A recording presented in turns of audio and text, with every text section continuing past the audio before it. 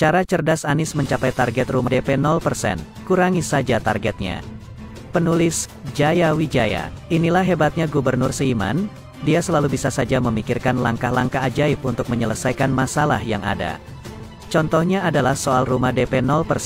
Dari target sekitar 230.000, Anies hanya sanggup membuat sekitar 1.000 rumah. Penulis tidak tahu pastinya, tapi berdasarkan sumber berikut ini, Anies baru membuat 780 rumah DP 0%. Tapi untuk mempermudah perhitungan baiklah kita anggap saja 1.000 rumah, lalu targetnya kita anggap 200.000. Jadi setelah penulis beri kompensasi, terhitung Anies baru menyelesaikan 0,5% dari target yang ditetapkan. Lalu bagaimana solusinya agar Anies mampu mencapai target pembangunan rumah DP 0%? Disinilah kehebatan Anies dalam mencari ide-ide luar biasa, yang bahkan tidak akan terpikirkan oleh orang pintar setara Elon Musk sekalipun. Alih-alih mempercepat pembangunan rumah tersebut, Anies malah terpikir untuk menurunkan targetnya. Akhirnya Anies berencana menurunkan target rumah DP 0% menjadi sekitar 10.000 saja. Benar-benar jenius bukan? Dengan menurunkan targetnya, maka sekarang Anies sudah berhasil membangun 10% rumah DP 0% jika dibandingkan dengan targetnya. Berikut beritanya, di Perda, Peraturan Daerah (RPJMD) tahun 2017 sampai tahun 2022, yang berlaku saat ini terdapat target penyediaan rusunami sebanyak 232.214 unit. Sementara di draft perubahan RPJMD, target rusunami berkurang 95,5% sehingga hanya menjadi 10.460 unit, kata Neng Maliana Sari, kepada Berita1.com, Sabtu, tanggal 13 Maret tahun 2021. Nikmat Gubernur Seiman mana lagi yang kau dustakan wahai JKT58? Tapi jujur saja penulis mencium something fishy di sini, apalagi target ini diturunkan setelah proyek DP 0% tersangkut kasus korupsi. Melihat sebelumnya Anies hanya mampu mencapai 0,5% dari target, maka penulis yakin bahwa target sebelumnya itu tidak realistis. Tapi dengan jumlah target yang wah, maka dana yang bisa diserap dari APBN juga bisa wah, bukan. Namun setelah tersangkut kasus korupsi, maka akan sangat sulit jika dana yang wah tersebut dipakai yang tidak-tidak. Penulis boleh suudzon dong, wong detail anggarannya tidak dibuka ke publik, sehingga wajar publik mempertanyakan dan menduga-duga terkait anggaran.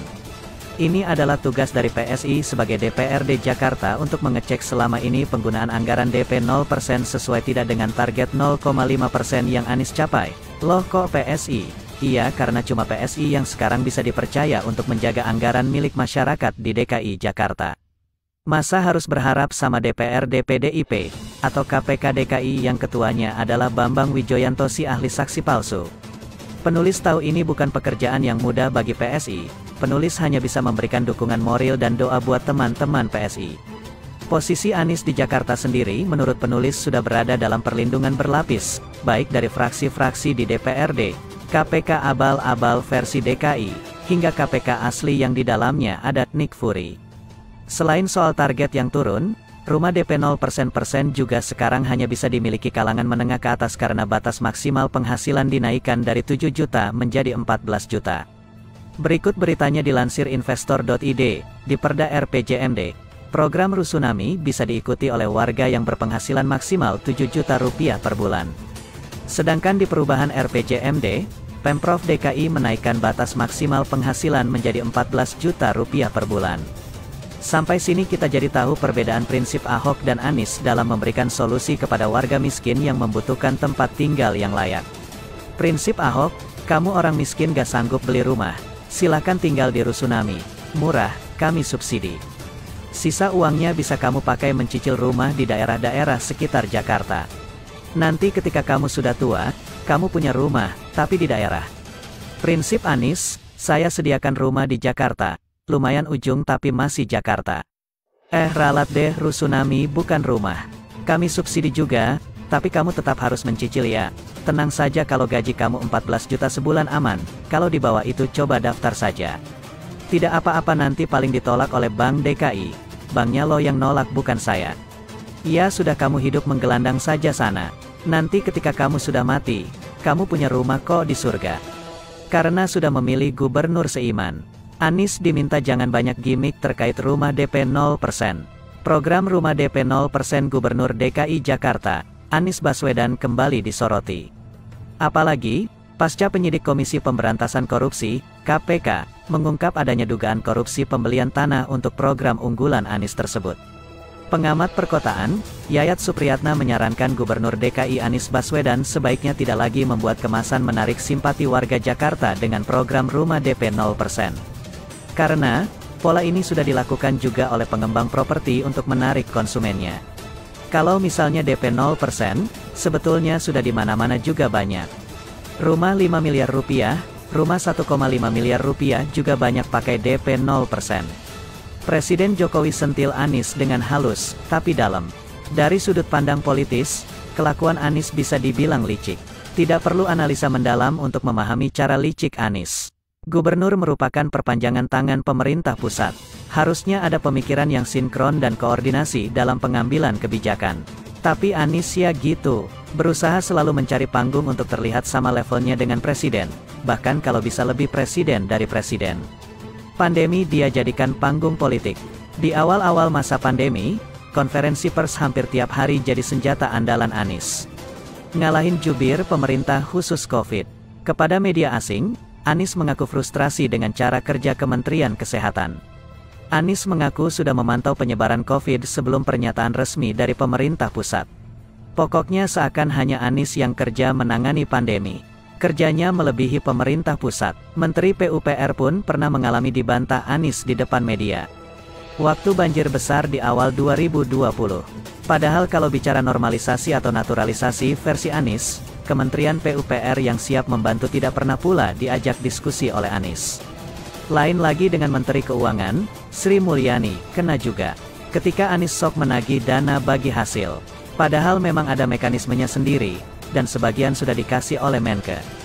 Begitulah Anies. Di belakang Presiden Jokowi, dia selalu berusaha tampil beda. Maunya lebih tinggi daripada menteri-menterinya Jokowi. Walaupun ujung-ujungnya ketahuan blunder. Pokoknya ngegas dulu. Di belakang Presiden Jokowi pula, Anies kasak kusuk dengan para elit politik, seperti JK dan Surya Paloh. Apalagi ketika masanya Pilpres 2019, fasilitas pemerintah pun disediakan Anies buat Amin Rais mencemooh Jokowi. Anies juga memberi tempat buat deklarasi kami, gerombolan yang diduga mau menjatuhkan Jokowi. Apalagi buat Rizik Syihab dan FPI. Anies memperlakukan mereka dengan khusus. Padahal Anies tahu bahwa Rizik sangat memusuhi Jokowi. Ya gitulah, satu gerombolan. Tentu Presiden Jokowi bukan sosok yang frontal menegur Anies di depan publik. Cara Jokowi bukan seperti itu. Entah kalau di dalam ruangan tertutup ya. Cara Jokowi lebih simbolik, lebih bermakna. Kita yang mengamati sih terus terang sebenarnya gemes juga. Tapi kita paham kok, Presiden Jokowi sedang berurusan dengan orang yang licik. Nggak bisa sembarangan. Kalau ditegur secara frontal, dia bisa saja akan jadi playing victim, belaga jadi korban. Belaga kena kriminalisasi. Apalagi Anies juga ada pemuja dan buzzernya. Emang dikira Presiden Jokowi nggak tahu? Jadi menegur Anies itu perlu cara yang halus. Untuk menunjukkan siapa bos, siapa bawahan.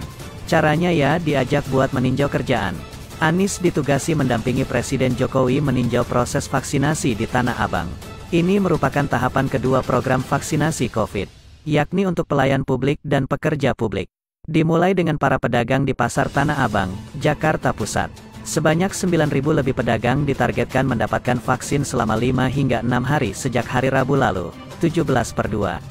Presiden Jokowi juga didampingi oleh Menteri Kesehatan Budi Gunadi Sadikin. Sumber-sumber dalam beberapa foto di media maupun di media sosial, nampak Presiden Jokowi berjalan paling depan. Namanya juga Presiden, beliaulah yang memimpinkan. Anies dan Menkes berjalan mengikuti arah yang dituju Presiden Jokowi. Di pemberitaan televisi saya lihat nampak Presiden Jokowi berdialog dengan beberapa pedagang yang sedang divaksin. Ada satu video yang diunggah di akun resmi Instagram Presiden Jokowi. Versi sama yang lebih panjang saya taruh di bagian akhir tulisan ini ya. Dalam video itu terlihat begitu akrabnya Presiden Jokowi dengan warga yang divaksin. Para warga juga duluan menyapa beliau. Anies, dicuekin seperti biasa hehehe. Dan tentunya Presiden Jokowi lah yang menyampaikan pidato singkat soal kegiatan vaksinasi itu. Video ini buat konsumsi nasional.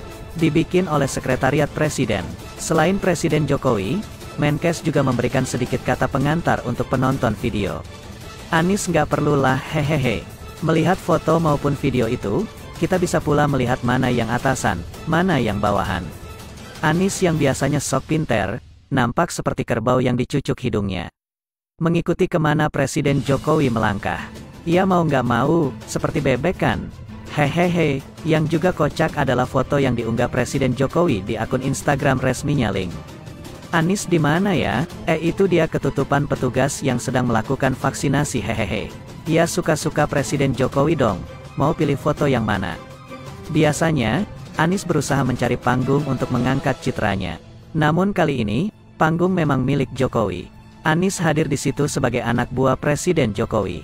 Bukan sebagai gubernur rasa presiden, maupun gubernur Indonesia. Capres, belum tentu. Anies mau protes, karena nggak kebagian panggung. Nggak bisa lah, Presiden Jokowi yang berusaha mendatangkan vaksin ke tanah air.